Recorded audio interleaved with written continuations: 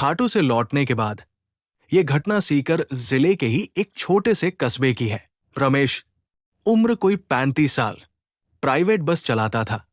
घर में पत्नी थी, एक नन्हा सा बेटा। जिंदगी बिल्कुल साधारण, न बहुत हंसी न बहुत रोना, जैसे चल रही थी। एक रात बस चलाते हुए आंख बस पल भर को झपकी में गई और वही पल जिंदगी मोड़ गया। एक्सीडेंट हुआ। ईश्वर की कृपा थी, किसी की जान नहीं गई, पर रमेश की रोजी चली गई। बस भी गई और नौकरी भी। कुछ ही महीनों में हालात बदलने लगे। किराया, घर का खर्च, बच्चे की पढ़ाई, सब कुछ बोझ जैसा लगने लगा।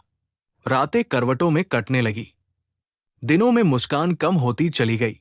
रमेश कभी ज्यादा मंदिर जाने वाला इंसान नहीं था, पर एक दिन मोहल्ले के एक ड्राइवर ने बस इतना कहा, एक बार खाटू श्याम जी मंदिर हो आओ।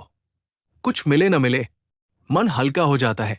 रमेश बिना किसी उम्मीद के निकल पड़ा। न कोई मन्नत, न कोई मांग, न कोई शिकायत।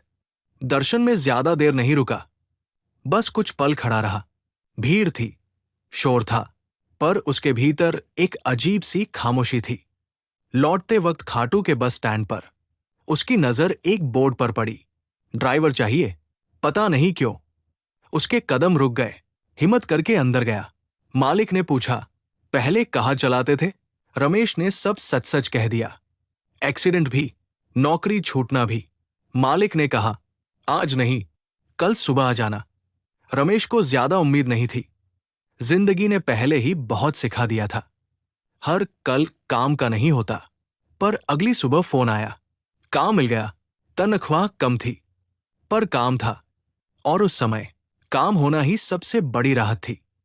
6 महीने बीते, मेहनत दिखी, एजेंसी ने उसे स्थायी कर लिया।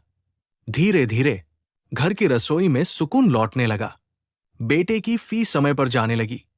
पत्नी की आंखों में चिंता कम होने लगी।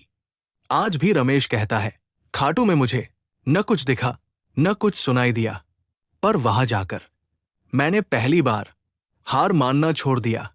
और जब कोई पूछता है तो बाबा ने क्या किया, वो हल्की सी मुस्कान के साथ कहता है, जो बाहर दिख रहा था वो नहीं बदला, पर अंदर जो टूट चुका था उसे जोड़ दिया।